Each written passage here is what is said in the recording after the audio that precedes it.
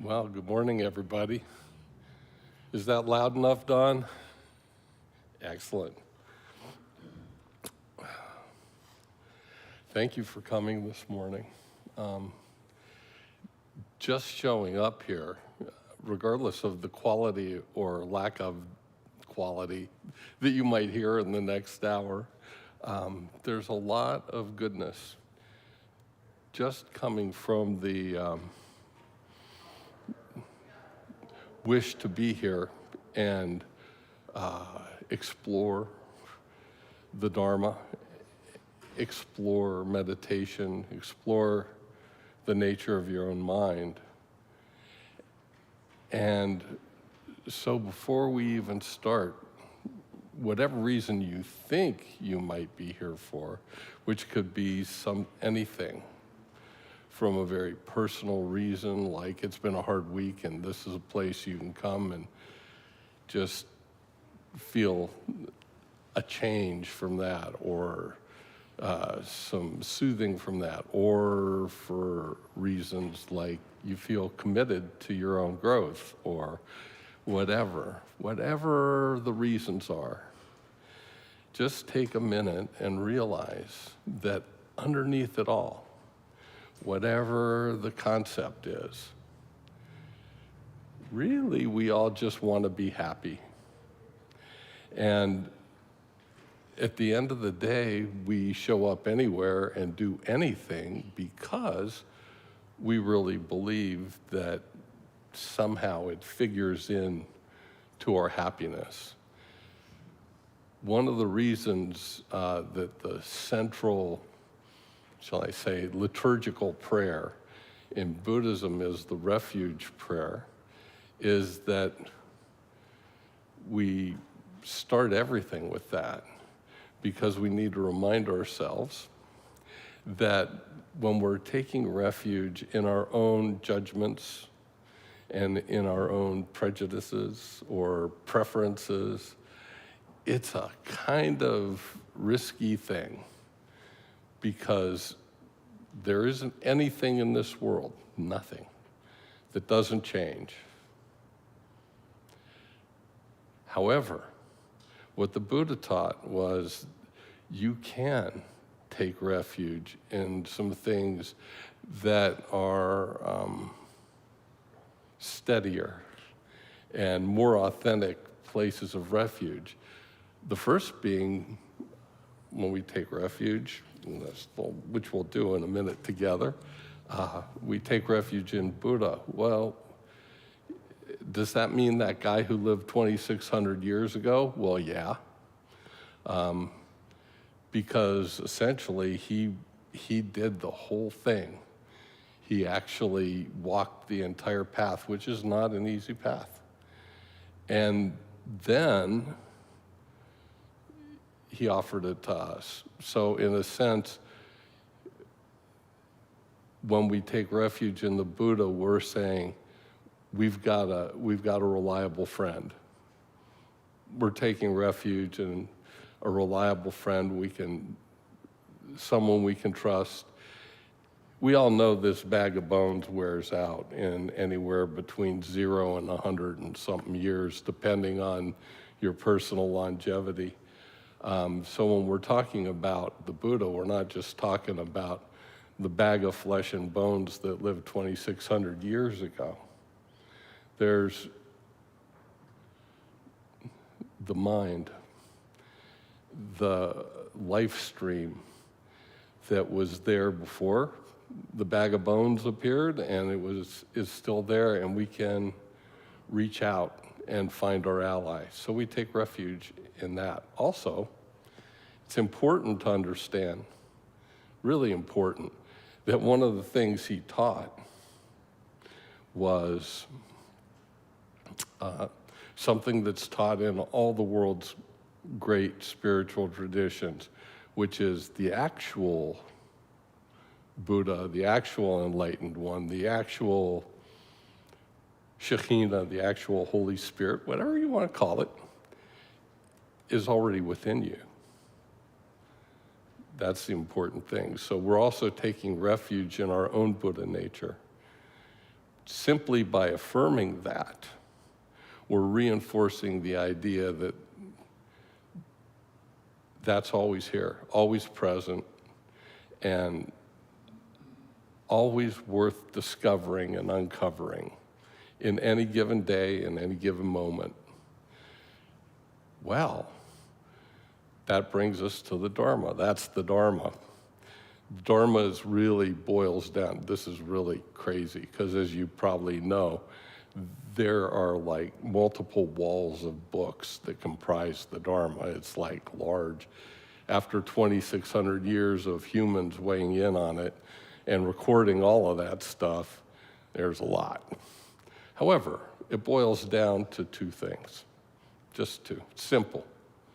The first is you have the exact same potential for enlightenment as that guy 2,600 years ago.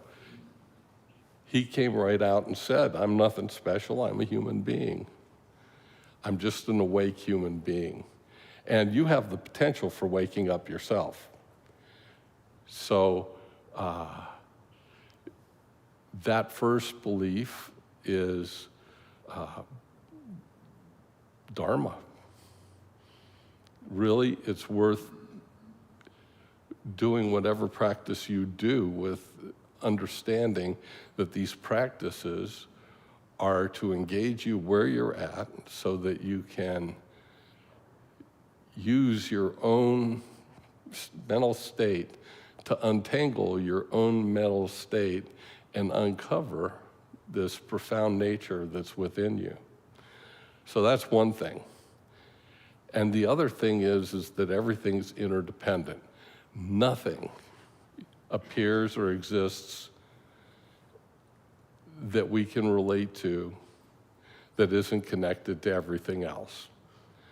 Hard to believe, because we really feel like, individual selves, and, we think that this table here is one thing, and this glass here is another, and the water in it is another, and that's all true.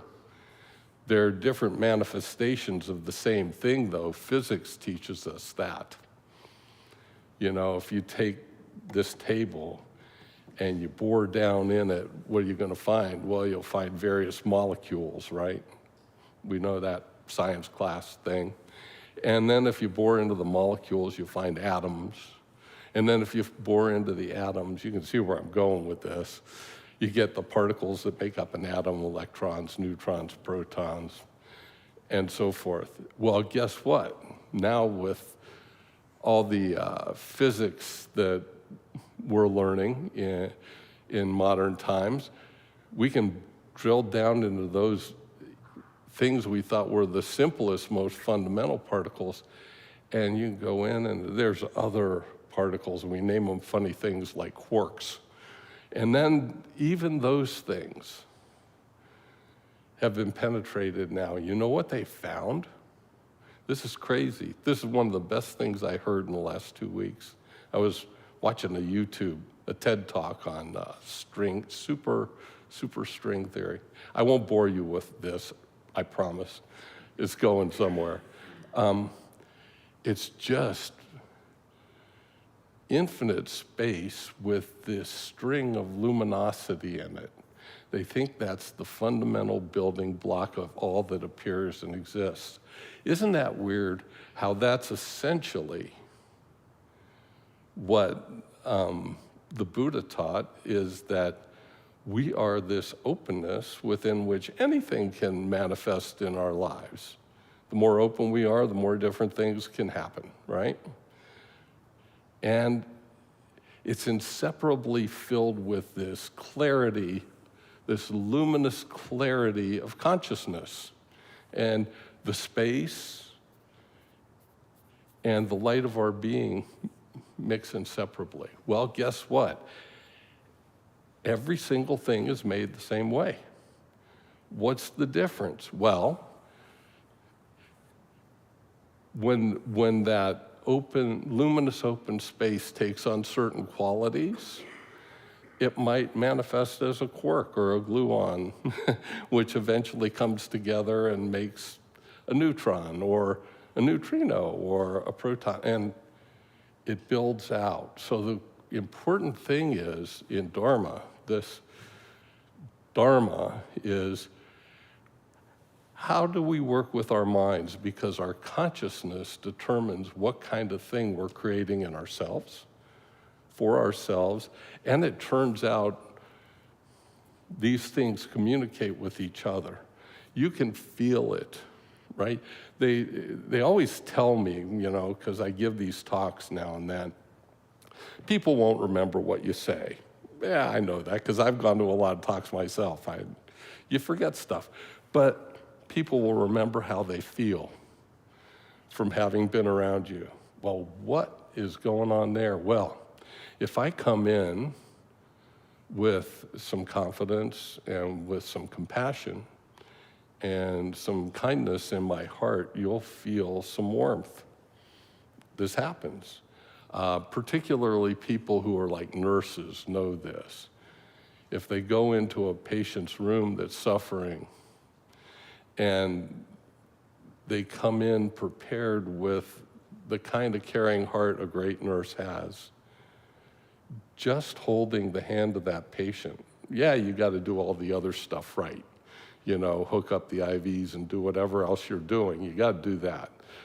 But the thing that matters to them is that when their hand is held with some warmth and some kindness and some compassion, everything just relaxes. They feel better. They can get a little more in touch with their own fundamental goodness. That's interdependence. Other things are interdependent too, and we can talk about climate change and all that kind of stuff, sure. But I think the important thing at this point in our history, in our world, is to understand that we have a responsibility as Dharma people to use the tools we've been given so that we create this energy field that is healing, and is generous and is ethical and is patient and so on and so forth. So in a time like this, in this world, where there's a lot of upset, a lot of things seem to be being taken apart that we all have depended on. More than ever, it's easy for us to get thrown off. It's easy for anybody to get thrown off. There are things that are in our environment that seem frightening or seem exciting to some people, and all of that, regardless of how you react to it, we get knocked off center by just the strength of what's going on. And Dharma's telling us it's important. It's important in every way to recognize our own Buddha nature or our own potential to become Buddhas and commit to becoming Buddhas for the benefit of all beings. And it tells us the reason for that is we're all connected. And frankly, if I harm you, I'm just harming myself because we're connected. If I help you, I'm helping myself because we're all connected. So when we do a kind of aspirational prayer, we wish to wake up because it'll benefit us. It'll bring that happiness that we're all seeking, and it'll rub off a little no matter, it'll rub off a little bit on everything theoretically, but you're certainly going to notice it in your family and in your coworkers and the people in the groups that you're in and the animals that are around you and anything else. So we kind of have this job that's going on now. And when we take refuge in Buddha, yeah, we're saying we've got allies, we can call for help, and we'll get it. When we take refuge in Dharma, we're taking refuge in this teaching that have luminous openness at our core, Buddha nature, and interdependence. It really matters what we think, do, and say. That's Dharma. And when we take refuge in Sangha, we're here to support each other, first of all. This is Sangha. Also, all those Buddhas that have dropped their bag of bones in the past and either returned as humans or not, all that is still connected to us too, and we can call out for help. And that's Sangha. So that connectedness in a beneficial way is that third thing that's reliable. So with that in mind, let's pray this refuge prayer together. That was the longest preamble for the refuge prayer you probably ever heard.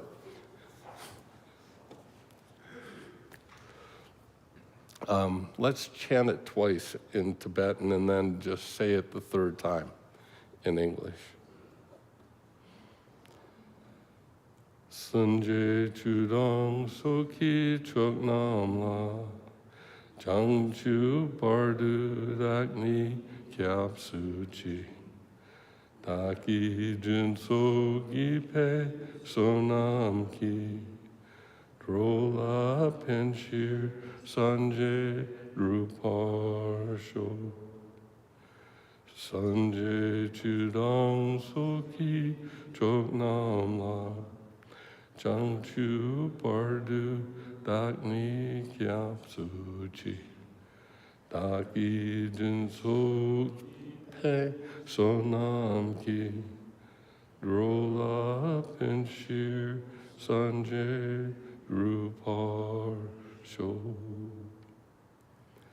In the Buddha, the Dharma, and the assembly most excellent, I take refuge until I reach enlightenment. By the merit of generosity and other good deeds, may I achieve enlightenment for the sake of all beings.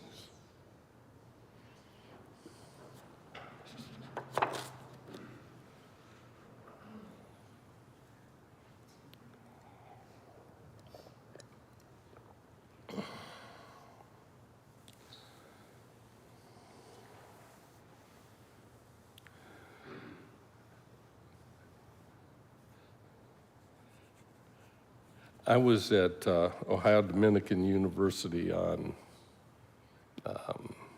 Friday.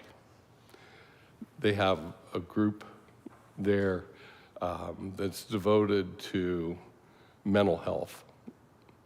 And the young student that founded the group, it's part of a national organization, I guess, is a sophomore there. And she had the idea, especially being at Ohio Dominican, which is a Catholic college, that spirituality and mental health go together. And they should be together, and one can enhance the other. So I used to teach some classes at Mount Carmel School of Nursing, along with Sue Earlywine, who some of you might know. And they were a hit, but of course, you know, with budget cuts and all that, programs like that are pretty vulnerable, and they went away. And then there was COVID too. Stuff, you know, happens. Anyway, the woman who was running that at Mount Carmel is now the head chaplain person at Ohio Dominican, and these students came to her, and she remembered what I used to talk about, and she thought, whoa, this will be a good fit. And It was a delightful meeting. And what I found was there are all these people in college, so many aspirations, so many dreams, what do I want to be when I grow up kind of dreams, and all of that. And they feel threatened right now just because of what's happening in the world. I'm not going to get into politics here, but what's going on has got a lot of people anxious and nervous. And I think this young woman, Lexi, is right on target. We need both the tools of good mental health, in the sense being kind and compassionate to ourselves. And we need the tools to work with ourselves that spirituality provides, particularly Buddhism. I don't know why. There's too many people here right now to check in and see why any of you are particularly here. I can tell you one of the reasons I am here. There's a couple. But one of the reasons I'm here was I always had a kind of bent in my mind towards spirituality, even when I was a little kid. And over the years, I had the good fortune to experience a number of different faith traditions in a deep way. And there's a lot of beliefs. And sooner or later, somehow, the beliefs stopped making sense. They didn't align with my direct experience really well. And I was feeling a little bit adrift. And when I met a monk that was coming to teach a weekend teaching at Columbus KTC, when the old church was sitting here instead of this magnificent Gompa. That was a magnificent place too. I loved it. I had great affection for it.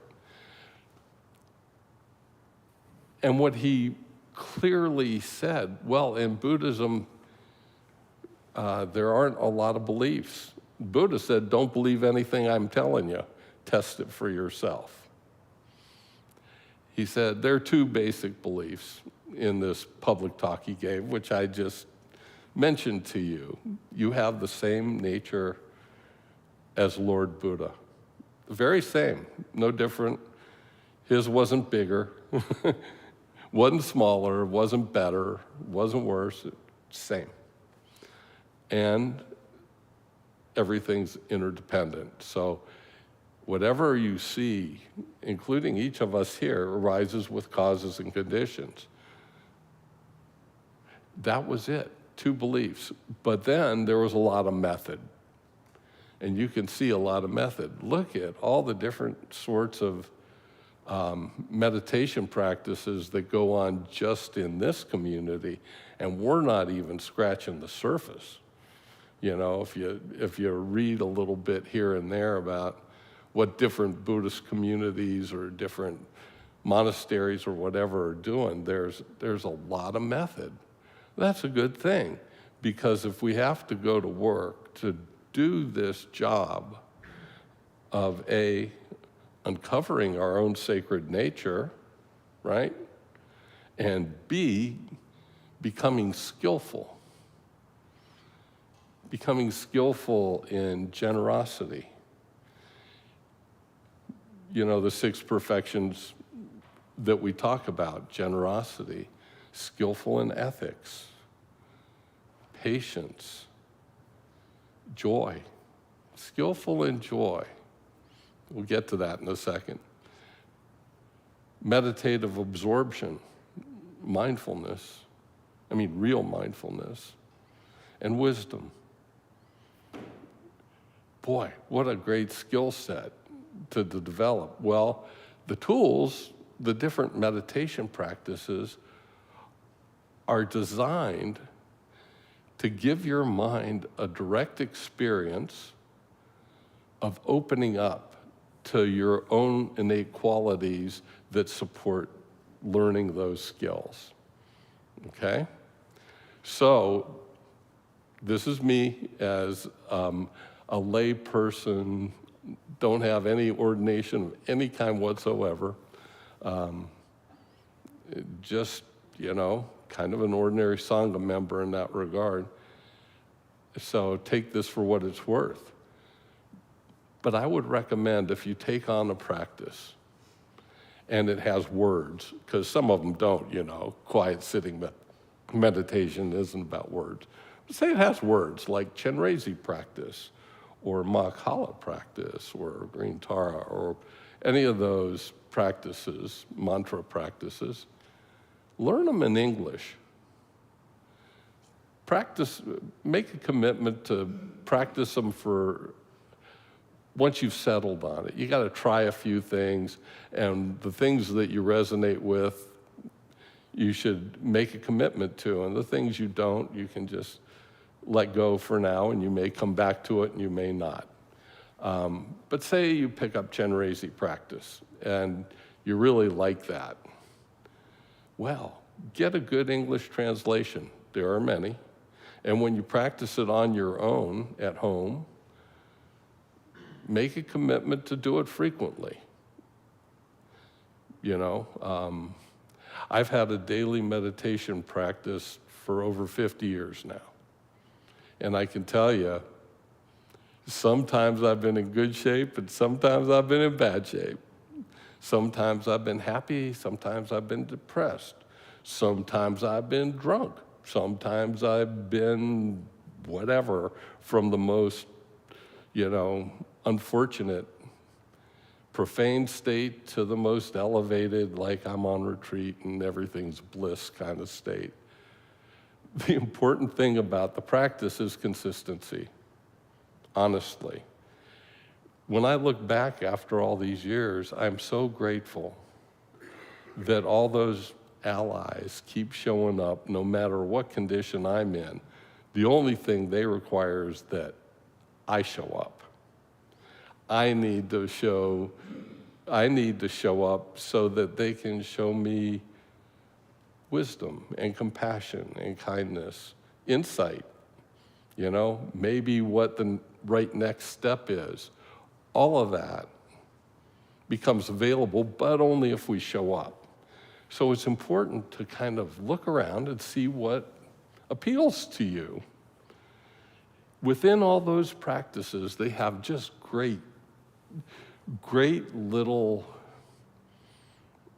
exercises for your mind so that you can open up these enlightened qualities that are already within yourself. And it becomes a powerful thing.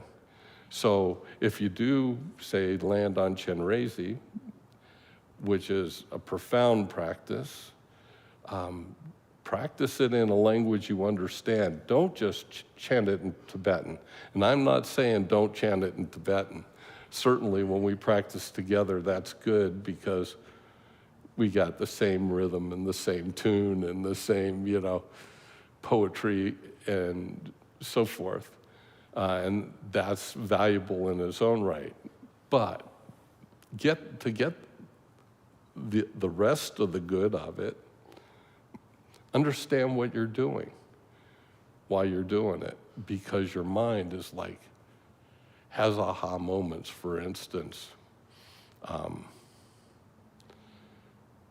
When you start out, there's a certain point at which you make offerings to all the Buddhas and the Bodhisattvas, all of them. In other words, all your allies are with you right now. So your mind says, oh, wait a minute, I thought I was alone in this room. But if you're doing it in a language you understand, you realize you've invited some extraordinarily powerful beings, and they have showed up. And when you essentially offer them what you bring, whether it's anxiety or happiness or sadness or dullness or whatever it is on that given day, right? Whatever it is, they know how to work with it. They're grateful for it because they have an intimate connection with you and want nothing but your own happiness and your own enlightenment, right? And that out of their happiness for your offering. And it's not, the offering isn't just water and flowers and incense and light and the things on the altar. Those are all symbolic. They're all outer wonderful things, sense things. They're also representative of inner things. And they're so delighted blessings flow. They flow so much that they touch every sentient being in the universe. This is the coolest practice. And when it touches all those sentient beings, they become Chenrezi too. You become Chenrezi, everybody becomes Chenrezi. Everybody's crowned with a Buddha. And then you practice that compassion practice in that state of mind where you're recognizing your own enlightened nature and also that every single being, whether you love them or hate them, or whether you're indifferent and don't even know who they are, they have Buddha nature. And you begin to go through this practice which directs you in skillful ways of how you can help create conditions in this universe for all of us to uncover our sacred nature, okay? So this whole thing, when we're going through times like this, it's really good. You know, I want to run away, some days. I just want to turn on TV, not the news, run away, put on reruns of some old show, watch Beat Bobby Flay. I like watching cooking, whatever. And that's where, for me, having some commitment to a daily practice comes in. Because even though I want to do that, I make sure I get to that cushion every day. I make sure that my mind exercises in this particular way to open up these qualities that are in there. Because frankly, indulging myself, however I might indulge myself in order to just try to kind of get away from it all, at best, it leaves me in a kind of neutral state. I might calm down, settle down, drop stuff. Good. That's healthy. But it just leaves me in a kind of dull state. However, when I practice Dharma in an authentic way, in other words, with understanding and sincerity, that's what makes it authentic. That's why you have to do it in your own home language, at least part of the time. When you do it in an authentic way with understanding and sincerity, doors do open up within you. And you do get in touch with your happiness, which is the intention of the Buddha, right? So that's how we kind of bring whatever's in our life to our daily practice. And it's important to make a commitment to do that, because if we don't, we don't. One of the things about times that stir up particularly things like outrage and the feeling of being wronged, is the second part of meditation. The first part we learn is called shamatha, calm abiding. So that means simply what it says. Is we sit down on the cushion or take a walk, and we begin the process of letting our mind rest on something besides our own thoughts and our own emotions. At first, we just let it rest on our breath, for instance. And when thoughts and emotions come up, you just, good, brain's still working. I'm happy about that. But they're like clouds in the sky. You let them go, and you just stick with the breath. You just notice them and even appreciate them and let them go.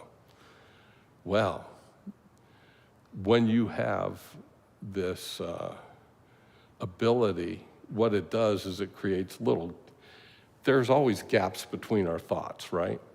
It's like they even may be rushing and they may be fast, but they're always discrete. There are gaps between them. And one thing may lead to another, and a story might get told and all that. Well, there are gaps between the stories. So the shamatha practice is letting go of a thought, letting go of a story we're telling ourselves about our thoughts, so that we can experience this gap. Now, one of the interesting things about this gap, this is kind of interesting. Everybody thinks that, boy, when you get to that state, when you experience this openness, that's bliss and, heavenly abodes and all that kind of good stuff. Well, not necessarily.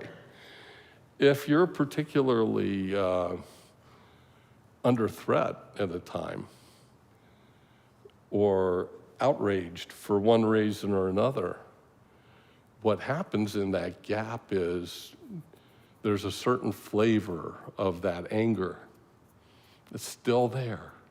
It's not really a thought. It's just this energy that's been influenced by conditions to manifest in that way. And you feel it even more acutely. Anybody who's gone on 3-year retreat, if they'll talk honestly with you, will tell you this is what happens. They go to 3-year retreat thinking that they're going, to be like this idealized version of some monk in a cave up in the mountains, where they're going to just attain nirvana. Well, nirvana can not feel like that. It's true of monastic life, too. I had good friends who actually were monastics at Gethsemane, of all places, and, the Catholic monastery in Kentucky, where Thomas Merton was. And they'll tell you, man, what happens when you quiet down isn't that everything gets easier. It's like whatever psychological layer that's underneath the normal discursive stuff that quiets down with shamatha, that's there. And if you don't have tools to work with that, things can get a little dicey. In fact, it's weird to see, for me as an outsider who works in the world and I have my stresses and strains, it's weird for me to think that monks would fight with each other. It freaks me out. When I first heard that, I said, what? How can that be? Well, there are whole monasteries that fought with each other in different religions at different times, including Buddhism. It's easy to get lost. However, Buddha also left instructions what to do. So here we are. We've taken refuge to remind ourselves of what reality looks like. And we do our practice, whatever one is home base for you. And we come to this state where, whether it's through a sadhana or shamatha meditation, whatever you like, where we're really in touch with this gap, this openness. And then up comes stuff. And a lot of times it's not easy stuff. Sometimes it's hard stuff. And what the Buddha said is that is the gateway to insight meditation. That is it. That's the energy for insight meditation. It needs energy. Lama Karma just was here teaching a particularly profound teaching about liberating whatever you meet. This is what they mean. That's an insight meditation. The assumption is you've already done the preliminaries to the point where you've found your gap, your openness. So we're now in the gap, and we meet all kinds of things, characterized in songs of saints by being demons even, and stuff like that. There's a famous story about Milarepa coming back to his cave and finding demons there. We'll go to that in another talk. So all on its own, it's a great thing. But the point for this morning is this. There's a simple move. This is like spiritual jujitsu. So there's a special move when, say, anger you're just boiling. You've come to this place of openness. You felt like you were right there with the perfect qualities, and all of a sudden, boom.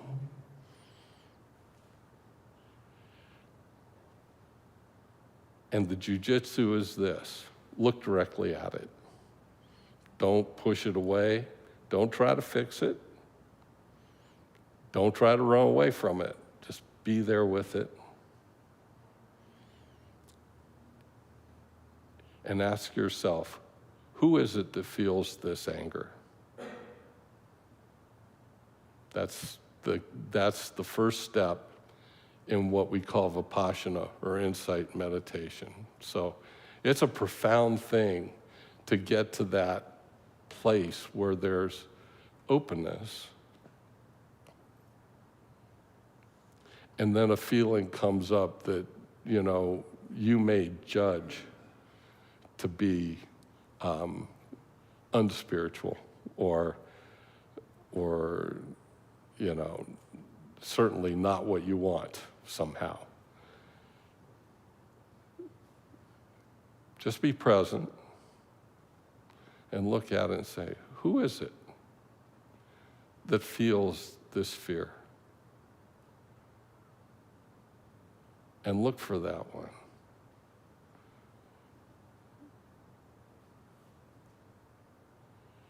And when you look for that, you might get a little answer in your head like, well, it's me. And okay, who is it that even recognizes this me? And just keep digging, keep unfolding, keep unfolding. And it's that path, it's that particular gateway that we can go through to have some direct experience of that thing I was talking about at the beginning with a luminous, open, empty space. Because the truth is, you really can't find anyone. But you can find openness, and you can find clarity, and you can find light and warmth. And when we learn how to dwell in that, amazing things can happen. Because along with that, if we allow ourselves to dig to that point, insight comes. Sometimes you actually have a skillful idea of how to work with this thing that's out there having manifested in your life because the conditions you yourself have created, no doubt, right? And you figure out a skillful way to work with that. It's kind of like if you're a parent and you have a kid that's just going off. And if you try to correct that kid, does it work? Anybody have kids? No, it doesn't work. I promise you.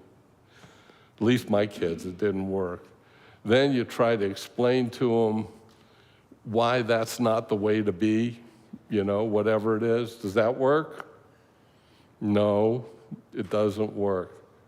And then if you just sit next to them and hold their hand and shut up,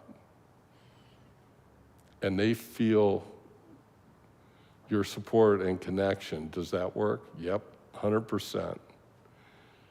That's the kind of skillful insight. Because our first instinct when we see something we don't like is to either get rid of it or fix it, right? The second thing is to teach it the right way and give it the basis for understanding why it should be this way. Now, that doesn't work. But if you just sit down and be present, which requires enormous strength,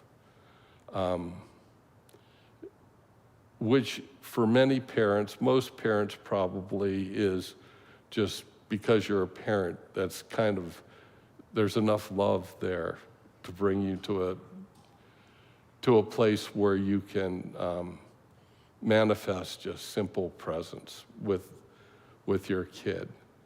That actually has some impact. And when they feel that kind of comfort, then they can listen to a different way to look at life and maybe even inform you of a few things you didn't know. And you can have a conversation. That interdependence, that connection can reveal itself. So that's the function of the Dharma. It's weird, if we keep, all that's too much to remember.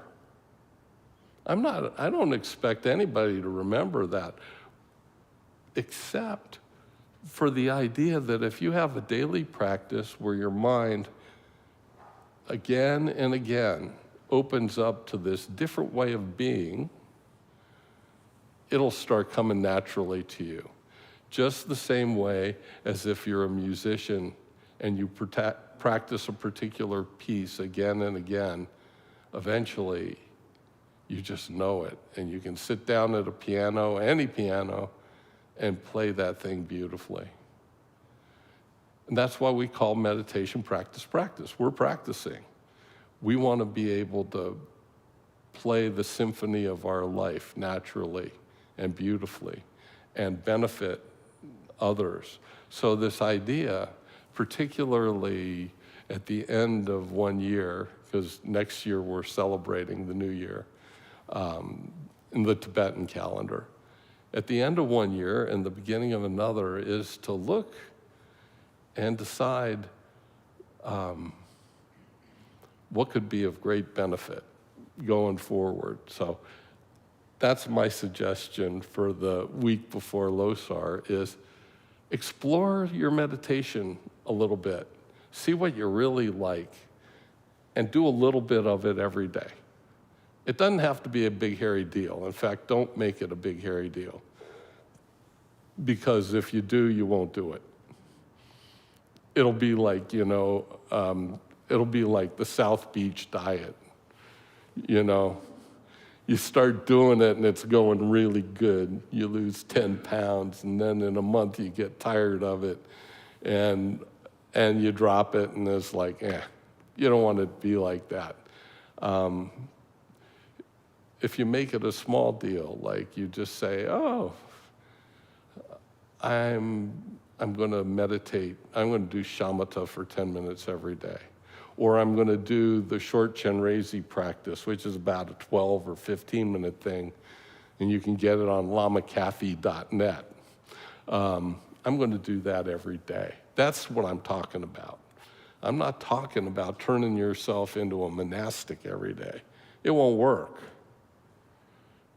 But I will tell you that this choosing something you like and something that's doable to do every day, that will work.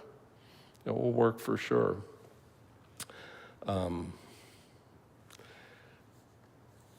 There's a thing that I particularly love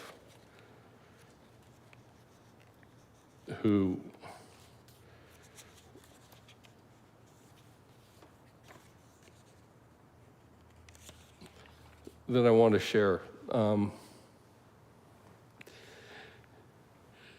Because it gives you an idea of what I'm talking about from the point of view of somebody who's actually achieved it.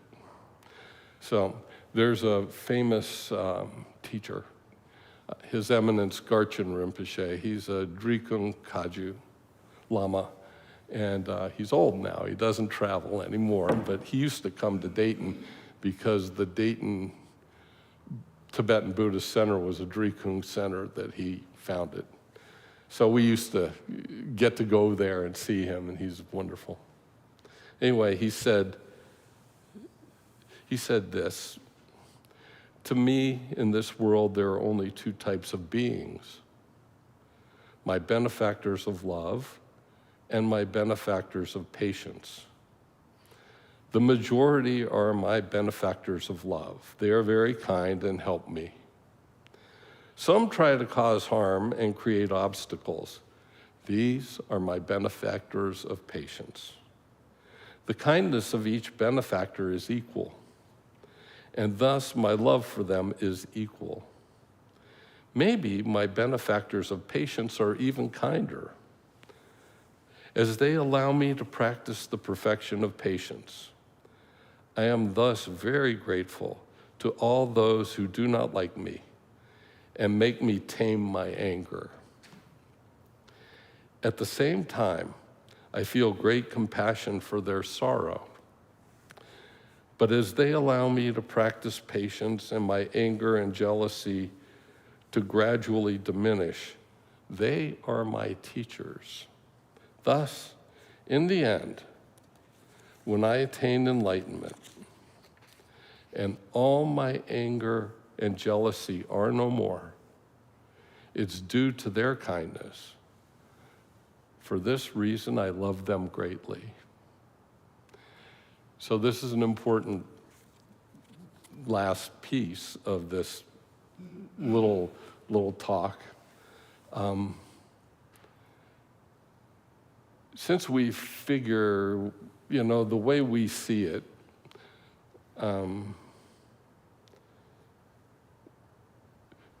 we tend to have preferences, things we like, things we don't like, things we don't care about. And then, we try to love the things we like and get more of them. And we hate or are angry at the things we don't like, and we try to push them away. And if those things are inside of us, of course, it causes problems, et cetera, et cetera. What the Dharma teaches is these preferences, these judgments that we make, actually become our obstacles. We think they're what makes us me. It's like, I like the blues, I don't like opera, that's just Eric, right? Well, from a Dharma point of view, that's not the right way to handle this. It's like those preferences are actually my obstacles in appreciating the music that's in life. I'm cutting myself off. And then when I get angry, here's the thing, because somebody has put something on I don't like, do you think that band or that stereo or that radio knows that I'm angry at it? No. Where's that anger stored? Right here. It's just another, just what I needed. Another darn obstacle to work through. It's like I don't have enough. I need another hole in my head. So when Garchen Rinpoche is saying there are only two kinds of people, my benefactors of kindness or of love and my benefactors of patience, what he's saying is, I'm training my mind so that because whatever I'm sending out is actually making an imprint in my own heart and in my own mind. And why would I want to harm myself with my judgments, my anger? So when we encounter something like injustice, anger is going to be there. Outrage is going to be there. Absolutely. However, working with it skillfully rather than saying anger's bad, he's not saying that. He's saying, this is going to train me to learn patience. This is going to help me because it's such a vivid thing to look for whoever it is that's angry, to really look for myself, to get to know myself. These are my teachers. So when you have that kind of imprint going into your mind, that kind of habit being built, a lot of things happen. You become more loving, you become more open, you become more agile and skillful at working with whatever comes. And so my hope was, without being too political in any way or anything like that, is that if you're feeling strong feelings, whether it's outrage or elation or whatever about what's going on, don't just leave it at that, because that'll just make more obstacles for you if you do. Another false identity to work through in the end. Use that. Feel it deeply, acutely, vividly, and then look and say, who is it that has that feeling? And keep going with that meditation, that simple meditation, until you come to this place of openness and luminosity. It's there. It's there. So it's from that place that goodness will flow into your life and into the lives of others. And that's what Buddha taught. I think he put it this way: do no harm to yourself or others. Practice virtue all the time. Virtue is helping others. That's what virtue is. Compassion is simply removing suffering. It takes enormous amount of skill. And totally tame your mind. This is the teaching of the Buddha. Well, obviously we need to tame our minds in order to be able to do the first two, because we have our preferences and our habits, which become our obstacles in accomplishing the first two things. So that's it. I just wanted to talk about our tools a little bit, and also just because of what I heard the other day in this meeting I was in and how distressed people are, wanted to say something encouraging and also, talk about how this is workable. We're not the first people who've gone through stuff. Our teachers in this tradition, suffered through the destruction of their culture.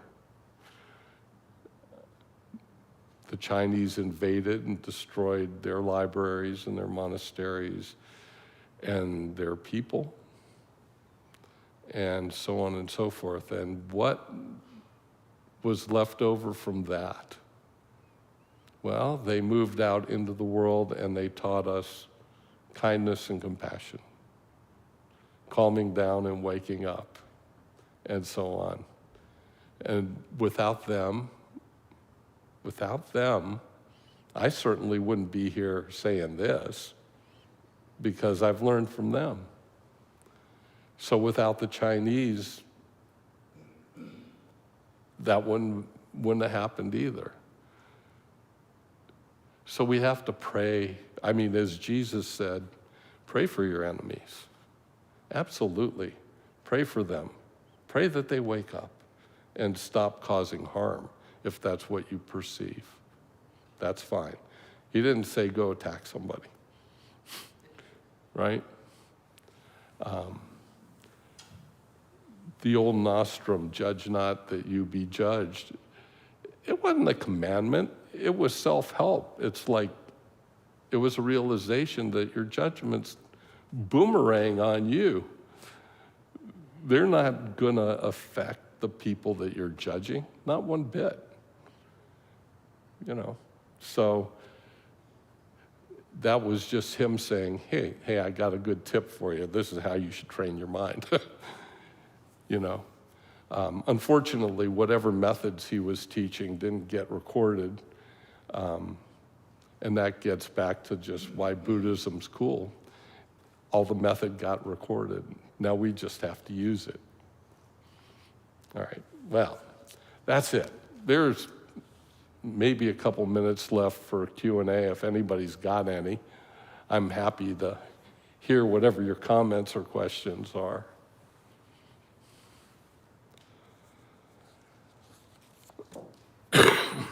Thank you for this. It's a very timely thing for a lot of people. I am personally coming off probably the worst week with mental health I've ever had, without exaggerating. And I'm sharing this because by the time I got in a place to start reaching out to people, I realized I'm not at all the only person who's there or who's near there. And I don't know what precipitated it for me, certainly a confluence of things, but it was really rough, and a lot of people are going through it. Yeah. And I guess, I was doing some of the spiritual jujitsu things you mentioned sort of before this happened. But when this experience, episode, whatever, came, like the whole practice just fell away. It was like, I couldn't do it. Like, the only thing I could do is just say, may I experience this so no one else ever has to again. Yeah. And I think I have a good understanding now of like psychotherapeutically what happened, but spiritually I'm, still struggling to figure out what, I'm turning a corner, but so I just, we've talked a lot about strong emotions. What about ones that are just totally overwhelming? Yeah, well, okay, so. Sorry, that's a great question. Yeah, so that's a great question, and thank you for sharing, like, honestly, because that helps us all. So you did do part of it, by my suffering contained this. For all beings, may we all be free of it.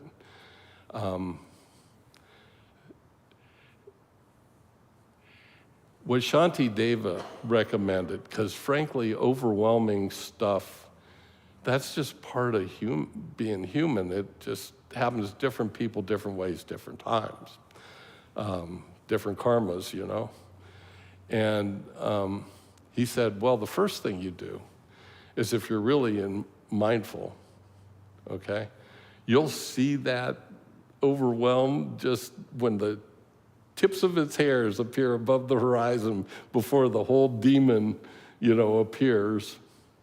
He characterized it as a demon, by the way. So it's frightening and overwhelming. Look directly at it. Just look directly at it, just the way you would look at a thought, investigate it.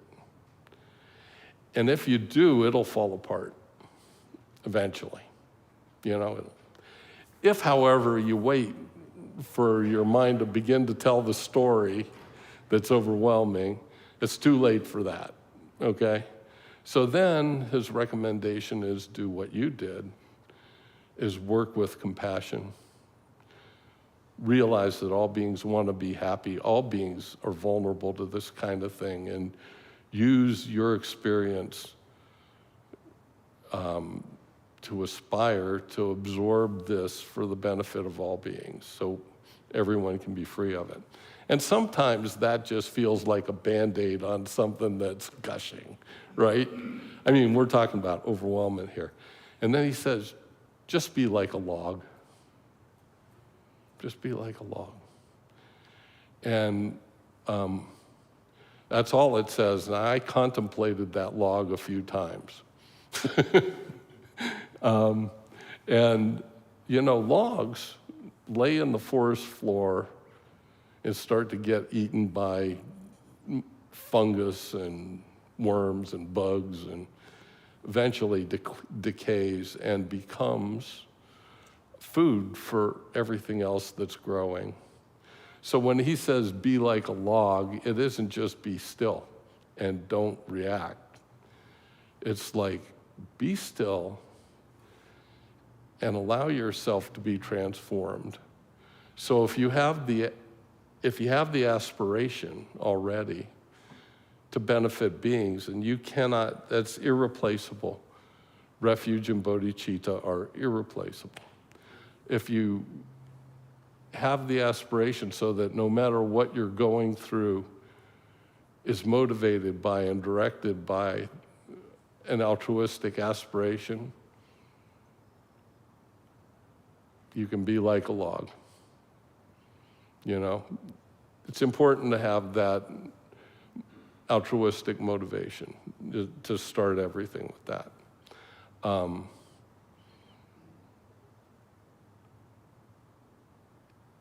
If you simply allow yourself to remain still without trying to change anything or adjust anything, and just watch, what are you going to see?